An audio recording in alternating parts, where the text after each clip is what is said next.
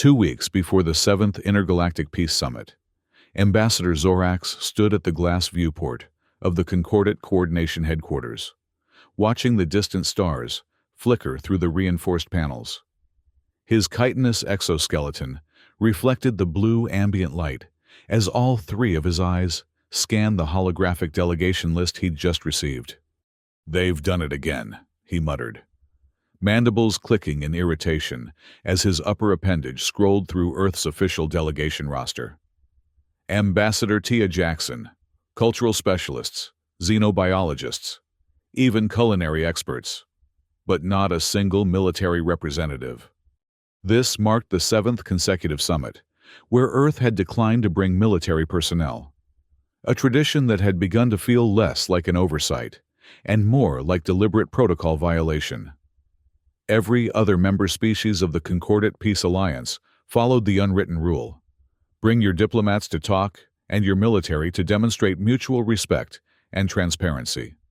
His assistant, Plick, a smaller Vraxian with lighter carapace coloring, approached cautiously. Perhaps their democratic traditions truly dictate civilian oversight. Ambassador, the parsimonious explanation. The parsimonious explanation, Zorax interrupted, would be believable if their behavior didn't stand in such stark contrast to every other member species. 26 civilizations bring military representation. Only Earth refuses. Plick's antennae drooped slightly. The High Council hasn't formally objected. The High Council is too preoccupied with the methane breathers' territorial disputes to notice this pattern. Zorax's middle eye narrowed as he closed the hologram with a swift motion. 18 years of peace summits, and Earth has participated in the last 7. 7 summits without military representation. This is not coincidence. This is strategy. The communication console on the wall chimed softly. Ambassador, Agent Krell from Intelligence Division requests an immediate meeting. Perfect timing. Zorax had specifically tasked Krell with discreetly monitoring Earth's preparations for the summit. Perhaps now he would have the evidence needed to force the issue into the open. Send him in. Agent Krell, a tall Vraxian with distinctive battle scars across his thorax, entered silently. His normally vibrant yellow pigmentation appeared dull, and his movements were uncharacteristically hesitant. Report, Zorax commanded. Krell's antennae twitched nervously. Ambassador, I've been monitoring Earth's communications as requested. I've infiltrated their preparatory briefings, examined their military deployment patterns, and analyzed their ship movements. And what have you found? Nothing unusual. Krell's voice lowered. But I have discovered something concerning. I am being watched with extraordinary precision. My surveillance has been countered with surveillance so sophisticated that I only detected it yesterday. Zorax leaned forward. By whom? Earth's intelligence services? Unknown, but the probability is high. More disturbingly, Ambassador, I believe my neural patterns may have been subjected to molecular rearrangement during my last information extraction. Zorax's exoskeleton paled slightly. Molecular rearrangement, memory tampering, was a serious accusation. Few species possessed such technology, and fewer still would dare use it on a Concordat intelligence officer. What information were you extracting when this occurred? Military deployment records, standard procedure. Krell's mandibles clicked anxiously. Ambassador, I strongly recommend ceasing this investigation. Earth may be employing countermeasures beyond our current understanding. Zorax studied the intelligence agent carefully. Krell had always been the epitome of Vraxian courage, facing plasma storms and hostile species without hesitation. To see him unnerved was disconcerting. Your concerns are noted. Agent Krell, you are dismissed and you will speak of this to no one.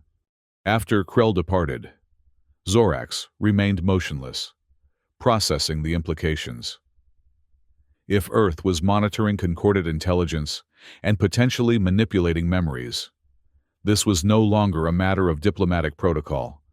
This was a security concern that demanded resolution. He tapped his communication device. Click. Arrange access to all available intelligence on Earth's military structure, and ensure I have a private conversation with Ambassador Jackson at tonight's welcome reception. The reception hall of the Concordat headquarters was a marvel of xenoarchitecture, designed to accommodate the vastly different atmospheric, gravitational, and social needs of 27 distinct species. Specialized environmental chambers lined the periphery, allowing methane breathers and radiation feeders to observe and participate while physically separated from potentially lethal biological incompatibilities. In the central area, where a dozen compatible species mingled, Ambassador Zorax watched Earth's delegation with particular intensity.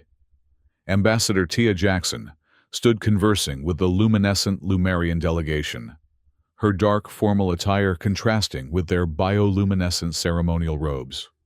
Beside her stood Captain Nix and Lieutenant Riley, officially designated as civilian security. Zorax noted their positioning, maintaining optimal sight lines, constantly scanning the room, communicating through subtle gestures. Their behavior was unmistakably military despite their civilian titles. Quite the elegant affair, isn't it? Ambassador Zorax. The voice belonged to Tia Jackson, who had approached silently while Zorax was observing her security team. Her smile was diplomatic perfection, yet her eyes held the calculated awareness of a seasoned strategist. Ambassador Jackson. Zorax inclined his head in formal greeting. Indeed, the Concordat spares no expense in fostering peaceful relations between our peoples. Peace is worth every investment. Jackson's gaze was steady. I was hoping we might speak during the summit. Earth values our relationship with the Vraxian Cooperative. Zorax seized the opening. As do we. Though I must admit some confusion regarding Earth's continued deviation from summit traditions. Oh? Her expression remained pleasant. I wasn't aware we had violated any formal protocols. Not formal, perhaps, but customary. Every member brings military representation to these summits, a symbol of transparency and mutual respect. Earth alone abstains. Jackson sipped from her glass before answering. Earth operates under civilian oversight of military matters. It's a cornerstone of our democratic traditions. Our security team is authorized to represent our defensive capabilities while maintaining civilian control. Yet these civilian representatives seem remarkably well trained in military protocols, Zorax observed, gesturing subtly toward Captain Nix, who was performing what appeared to be a standard tactical assessment of a new group entering the reception. Effective security requires thorough training, regardless of civilian or military designation. Jackson's smile remained, but her eyes sharpened almost imperceptibly. Is there a specific concern I might address, Ambassador? Merely an observation that Earth's approach differs significantly from Concordat norms. Some might interpret such deviation as concealment. Jackson's expression didn't change, but Zorax detected a slight shift in her posture, a subtle transition to a more defensive stance. The Concordat was founded on the principle that diverse approaches strengthen our alliance. Ambassador, Earth's civilian oversight of military matters is transparent in our constitutional documents, available to all member species. Transparency in theory is not always transparency in practice. Ambassador Jackson? Perhaps not. Her gaze was level, unblinking. But assumptions can be equally misleading. The conversation was interrupted by the melodic chimes, announcing the formal commencement of the reception. Jackson nodded politely. If you'll excuse me, Ambassador, I am expected to greet the Zeitel delegation. I look forward to continuing our discussions during the summit.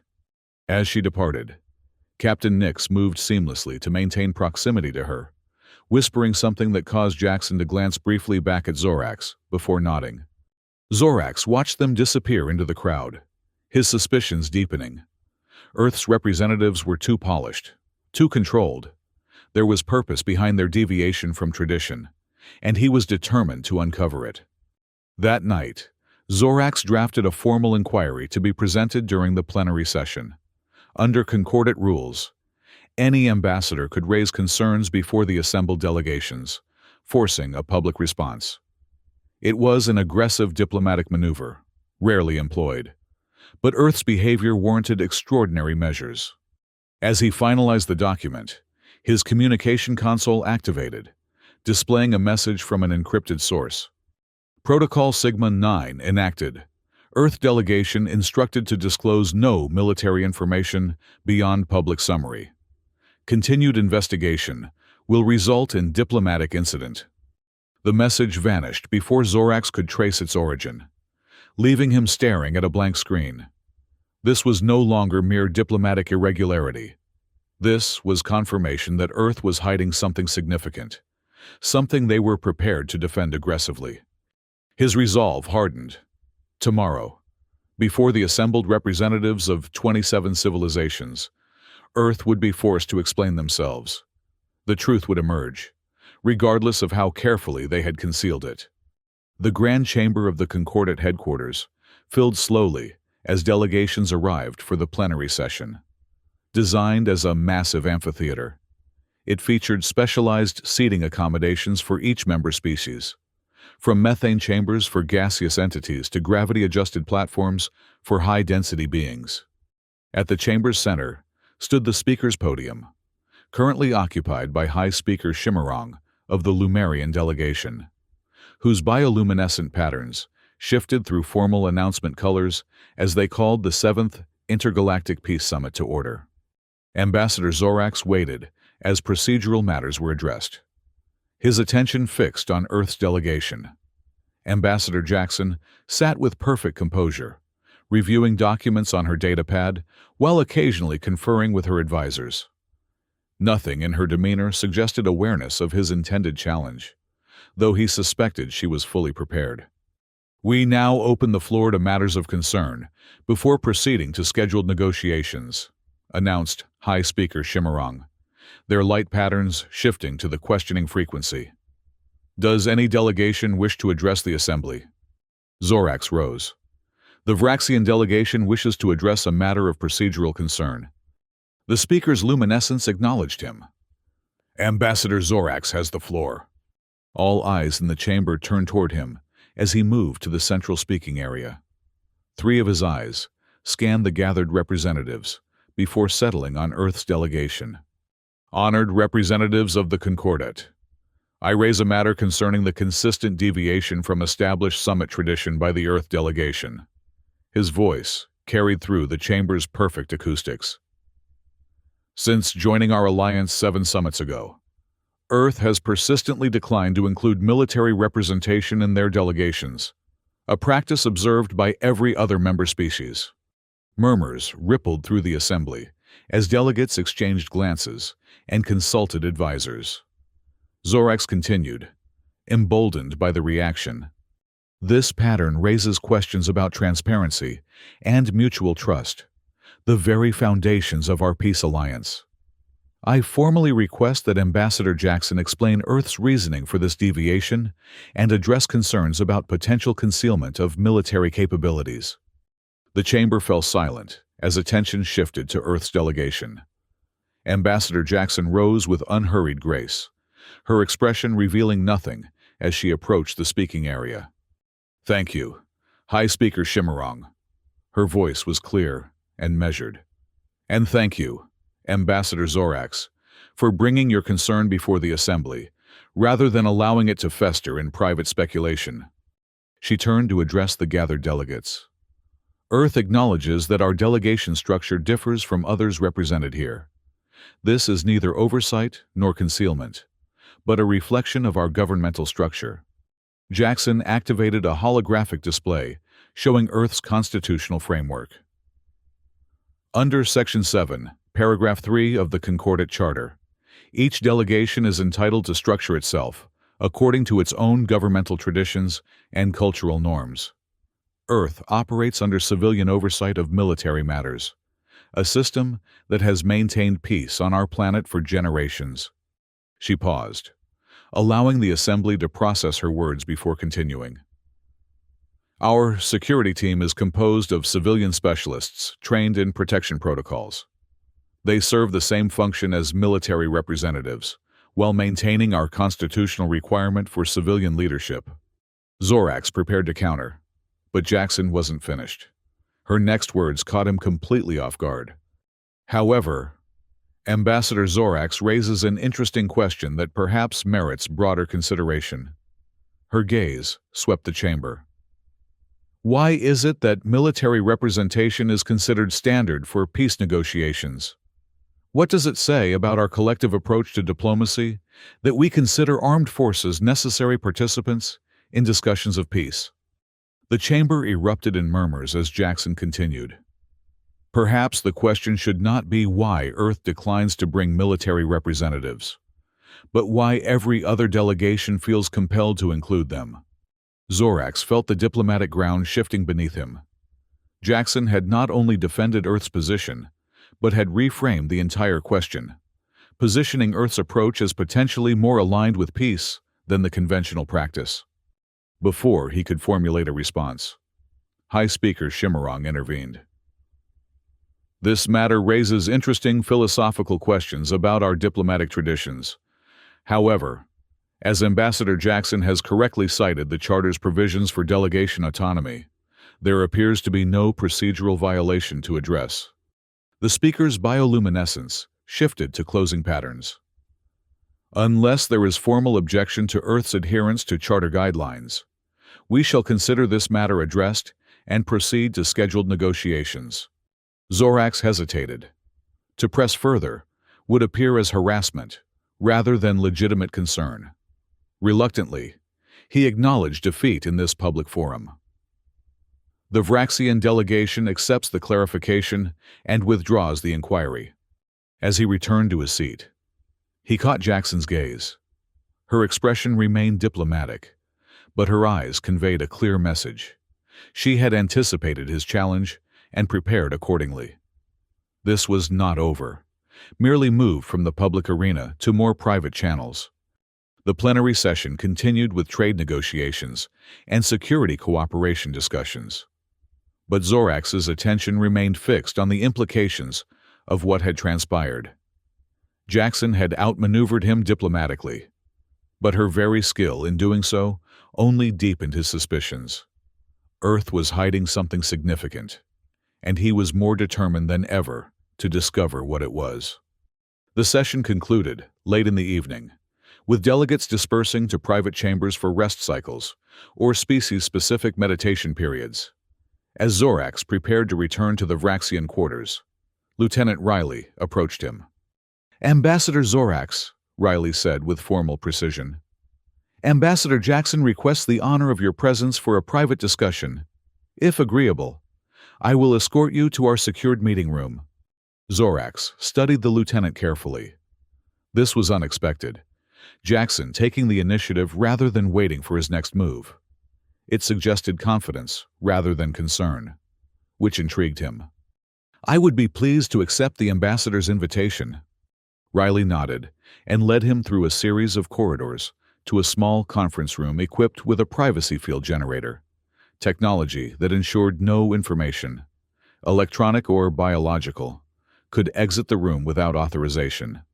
Inside, Ambassador Jackson stood examining a holographic display that disappeared at their entrance. Captain Nix positioned himself by the door as Riley took up station at the opposite wall. The privacy field hummed to life, creating the slight distortion that indicated complete isolation from external surveillance. "Thank you for coming, Ambassador." Jackson gestured to a seat modified for Vraxian physiology. "I believe we can speak more productively without the constraints of formal session protocols."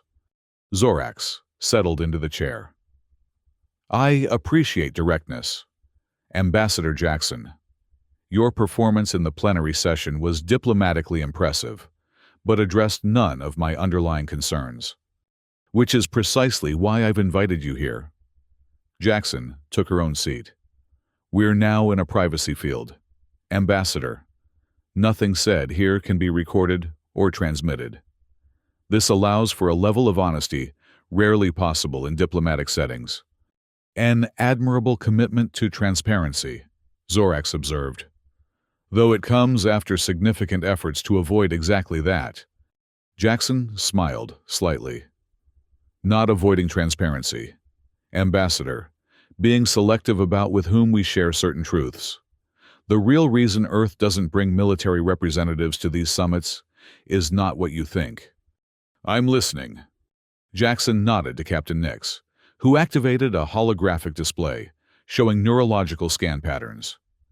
What you're seeing are comparative threat assessment neural patterns across various species, including Vraxians, Zetulians, Lumerians, and humans.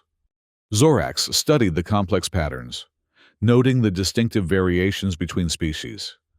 Earth's military personnel are trained to assess threats with extraordinary precision, Jackson continued. This neural pattern here, she highlighted a section of the human brain scan, shows threat evaluation responses.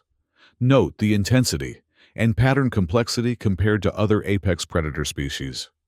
Zorax's inner eye widened as he processed the implications. You're suggesting human military personnel possess enhanced threat assessment capabilities? Not enhanced, Ambassador. Natural.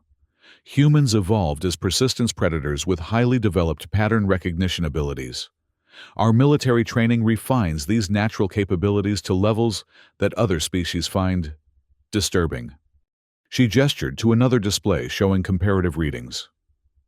When placed in diplomatic settings, our military personnel automatically perform threat assessments that register as aggressive intent to many species, particularly those with empathic or telepathic sensitivity. That seems implausible, Zorax objected. Human physiology isn't particularly impressive compared to many concordate species.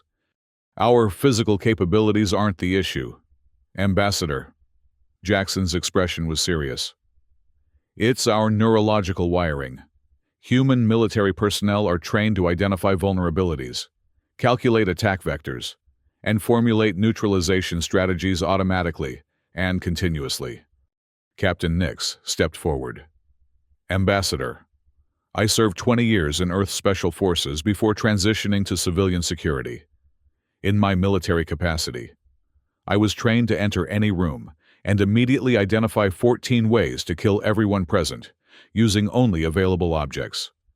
The captain's matter-of-fact delivery made the statement all the more chilling. This training creates neural patterns that register as imminent threat to many species, Jackson explained. The first Earth delegation to include military personnel caused a diplomatic incident when the Lumerian empaths detected what they interpreted as plans for mass assassination, when our personnel were simply performing standard environmental assessment. Zorax sat back, processing this unexpected revelation. You're claiming that the absence of military personnel is not concealment, but consideration. Precisely, Jackson nodded. After that incident, we realized that bringing military personnel to peace summits was counterproductive. Their presence triggers defensive responses in other species, creating tension where none should exist. She leaned forward. Ambassador, if Captain Nix here were still officially military, rather than civilian security, at least 3 species in that plenary session would have registered his thought patterns as imminent threat and potentially responded with preemptive defensive measures. Zorax studied the human security officer with new understanding.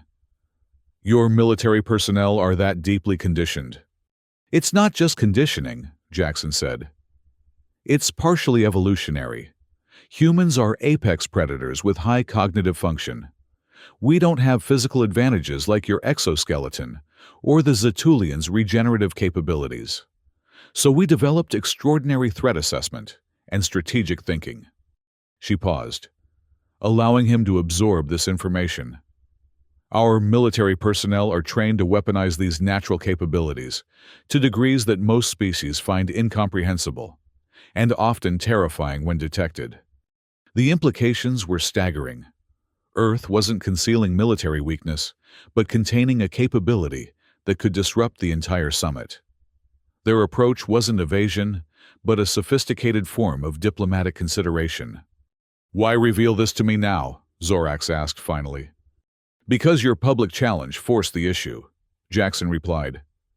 "We could continue deflecting, but eventually, persistent pressure would require us to bring military representation, with potentially disastrous consequences for the summit." She stood, moving to the holographic display. "We're showing you this in confidence because the Vraxian reputation for discretion is well established. We're asking you to withdraw your concerns and allow us to continue our current approach, which we believe best serves the peaceful purpose of these summits." Zorax considered her words carefully. If accurate, this revelation transformed his understanding of Earth's behavior, from suspicious deviation to sophisticated diplomatic accommodation. "I would need verification beyond these displays," he said finally. "This could easily be an elaborate justification for continued concealment." Jackson nodded to Captain Nix, who approached and extended a small device. "This is a personal neural monitor. If you consent, it will allow you to directly perceive my thought patterns when I temporarily reactivate my military neural conditioning." Zorax hesitated only briefly before accepting the device. Vraxian physiology was compatible with most neural interfaces, and the opportunity to verify Jackson's claims directly was too valuable to decline. The device activated with a subtle vibration, creating a secondary awareness in Zorax's consciousness, a window into another mind. Initially, he perceived only standard thought patterns, complex but non-threatening. "I'm currently operating under civilian protocols," Nix explained. "Now I'll switch to military assessment mode for 10 seconds. Please brace yourself." The transformation was immediate and shocking. The ordered thoughts shifted into something predatory and precise, a cascading analysis of vulnerabilities, attack vectors, and killing efficiency. Zorax felt his instinctive defensive systems activate as his exoskeleton sensed imminent danger. What terrified him most was the utter lack of emotional content. This wasn't aggression or hatred, merely clinical efficiency applied to potential elimination. When the connection terminated, Zorax found his breathing apparatus working overtime to compensate for stress. That was illuminating. "That was heavily restrained," Nix corrected quietly. "In actual combat settings, the intensity would be significantly higher." Jackson watched Zorax carefully. "Now, perhaps you understand our dilemma. Bringing actual military personnel, especially those with combat experience, would trigger defensive responses in virtually every telepathically or empathically sensitive species present. Instead, we created a civilian security protocol," she continued. "Personnel like Captain Nix and Lieutenant Riley receive specialized training to suppress these automatic assessment patterns and operate with different neural frameworks in diplomatic settings." Zorax was still processing the implications. "The other Concordant members don't know this." "A few suspect," Jackson acknowledged. "The telepathic species sense something different about humans, but generally attribute it to our evolutionary status as predators rather than understanding the specific neural mechanisms." She returned to her seat. "We're not asking you to conceal information, Ambassador Zorax.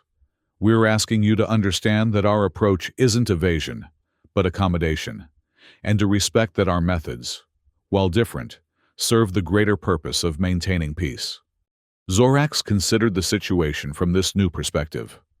What he had interpreted as suspicious deviation now appeared as sophisticated diplomacy, Earth deliberately limiting its presentation to avoid triggering interspecies tension. "Your explanation is compelling," he admitted finally. "I will withdraw my formal concerns regarding Earth's delegation structure." Relief flickered briefly across Jackson's face. "Thank you, Ambassador. Your understanding is appreciated." "However," Zorax continued, "I must ask why you've chosen to reveal this to me specifically. There are other species who raised similar questions in private diplomatic channels." Jackson exchanged a glance with Captain Nix before responding. The Vraxian Cooperative has the most comprehensive understanding of interspecies psychology in the Concordat. Your people have successfully negotiated with more diverse civilizations than any other member species. If anyone could understand our position, and potentially advocate for it if necessary, it would be the Vraxians. It was a diplomatic compliment, but one with substance behind it. The Vraxians had indeed established themselves as cultural intermediaries within the Concordat, their adaptable psychology allowing them to bridge significant gaps between vastly different species. "I understand your position," Zorax said carefully, "and I acknowledge the validity of your approach. I will withdraw my formal inquiry and ensure no official record remains of my concerns." "Thank you, Ambassador." Jackson's relief was evident. "We believe this serves the greater interests of peace within the Concordat."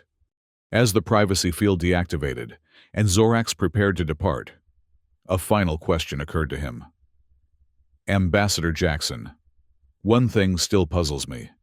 If bringing military personnel creates such diplomatic complications, why do the other 26 member species continue the practice without incident?" Jackson smiled slightly. "Because their military personnel don't think like ours, Ambassador. They aren't automatically calculating how to kill everyone in the room." The implication lingered as Zorax departed, escorted back to the main corridor by Lieutenant Riley. Earth's absence of military representation wasn't a deviation from transparency, but a sophisticated accommodation to prevent diplomatic incidents. As he returned to his quarters, Zorax found his perspective fundamentally altered. What he had interpreted as suspicious secrecy was actually careful consideration.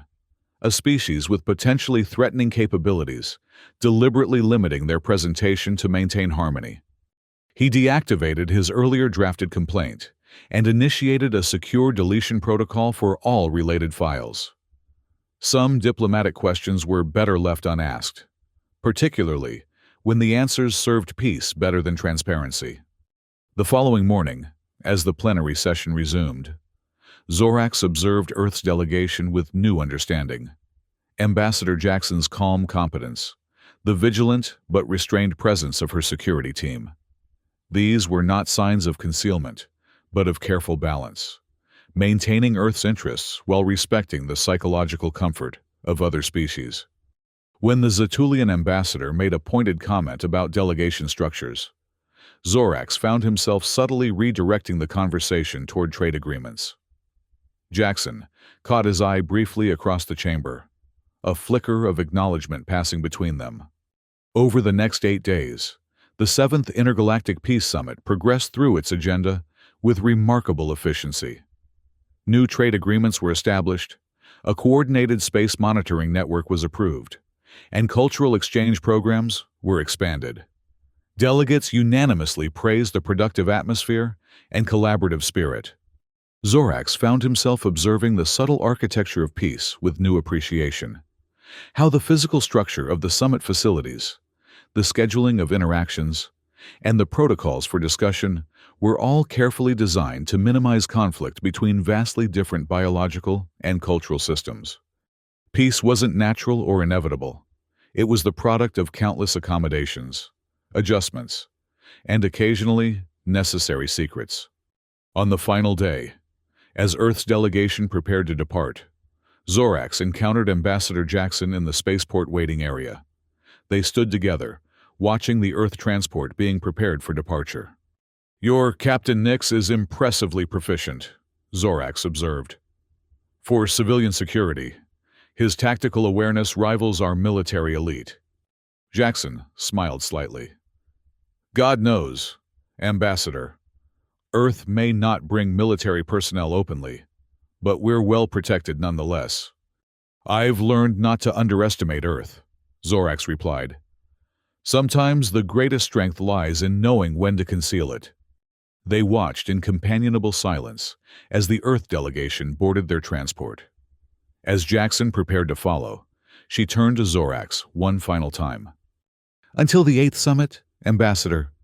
"Until then," Zorax agreed. "May peace continue to prevail." through understanding, and occasionally, through strategic omission. As the Earth transport departed, Zorax remained at the viewport, watching until it disappeared among the stars. He found himself wondering how many other diplomatic secrets lay behind the facade of concordant harmony. How many careful accommodations and strategic concealments maintained the delicate balance between 27 vastly different civilizations. Perhaps true peace wasn't found in complete transparency, but in knowing which truths needed sharing and which were better left unspoken. In the complex dance of interspecies diplomacy, sometimes the most powerful move was choosing not to display your strength at all.